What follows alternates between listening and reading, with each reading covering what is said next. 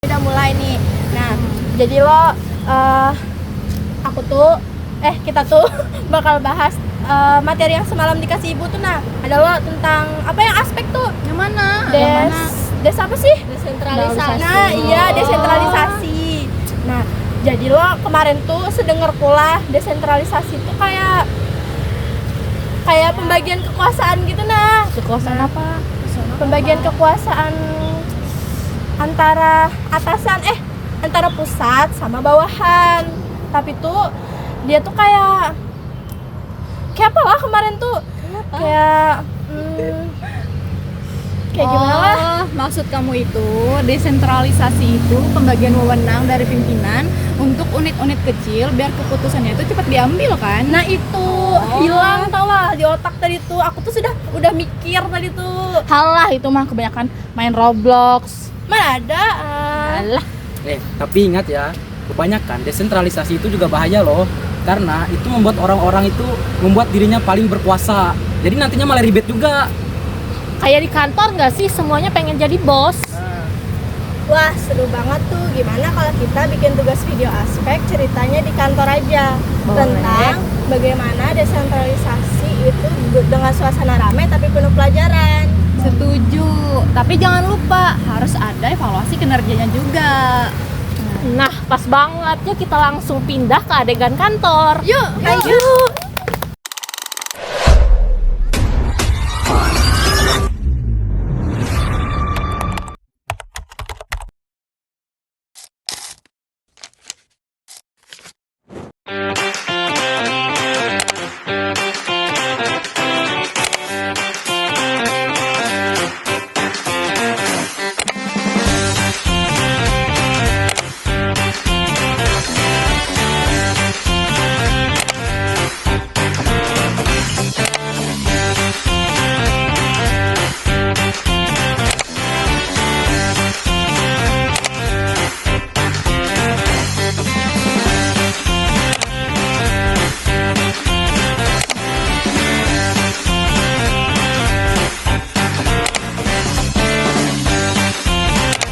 Baik, mulai hari ini saya akan mendelegasikan beberapa wewenang kepada setiap divisi, seperti pemasaran bisa menentukan strategi promosinya, keuangan bisa mengatur anggaran, dan HRD bisa mengevaluasi kinerja timnya. Terima kasih Ibu, kami siap untuk melaksanakan tanggung jawab ini. Saya setuju asal semua tetap transparan dan saling berkoordinasi. Jadi begitulah awal sistem desentralisasi di perusahaan PT Sukses Bersama yang awalnya berjalan dengan baik sampai datang satu konflik, yaitu di mana komunikasi antara para divisi. Permisi Ibu. Iya. Saya dari divisi pemasaran mau melaporkan. Jadi saya sudah menjalankan promosi besar-besaran nih Bu buat produk baru kita. Nah tapi ternyata dari pihak keuangan itu belum setuju tentang keuangannya. Loh, kenapa dijalankan dulu? Kan kita belum bahas nih soal anggarannya. Kan kita udah diberi wewenang, ini tuh tanggung jawab divisi pemasaran. Wewenang mah wewenang, tapi kalau tanpa koordinasi bisa bahaya. Keuangan juga punya target efisiensinya tersendiri. Nah itulah pentingnya komunikasi. Desentralisasi tanpa komunikasi itu bikin chaos. Nah, jadi konflik seperti inilah yang biasanya sering muncul. Kenapa? Karena para divisi itu tidak tahu batas dan wewenang mereka masing-masing. Jadi inilah tantangan yang ada di sistem desentralisasi. Baik, kita evaluasi dulu minggu ini. Divisi pemasaran berhasil naik penjualan 20%, tapi pengeluaran promosi juga naik 25%. Divisi keuangan efisien, tapi beberapa pengesahan anggaran agak terlambat. Berarti semua itu ada plus minusnya, kita harus cari keseimbangan. Saya setuju, evaluasi harus dilihat dari semua aspek, seperti laba, biaya, dan juga faktor non-finansial lainnya seperti kerjasama tim nih. Evaluasi bukan untuk nyalahin, tapi agar kita tahu apa yang perlu diperbaiki.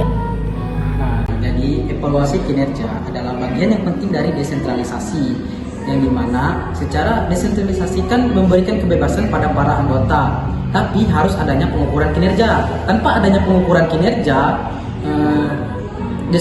kebebasan yang diberikan oleh desentralisasi malah bisa disalahgunakan. Jadi, kita tetap perlu koordinasi. Desentralisasi bukan berarti bebas sebebas-bebasnya. Dan evaluasi menjadi alat untuk memastikan keputusan kita sejalan dengan tujuan organisasi. Mulai minggu depan kita bikin rapat lintas divisi agar tidak ada yang salah paham. Oke, siap biar kerjaan kita tetap makin solid. Baik semuanya, terima kasih atas waktunya. Saya tutup rapat pada hari ini. Terima kasih.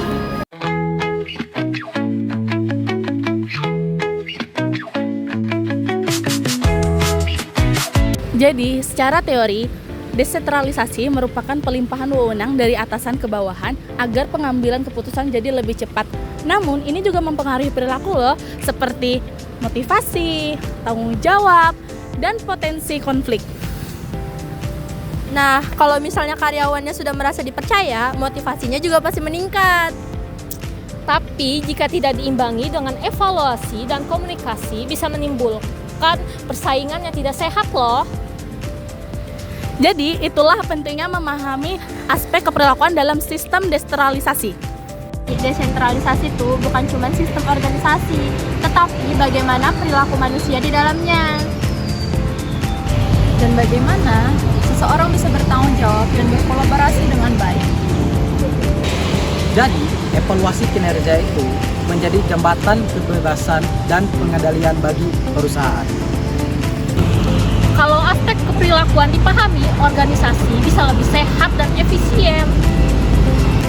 Dan komunikasi tetap jadi kunci utama.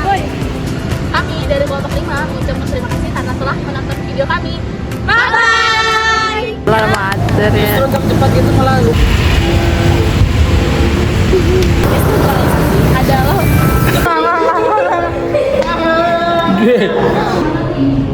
Jadi kita tetap perlu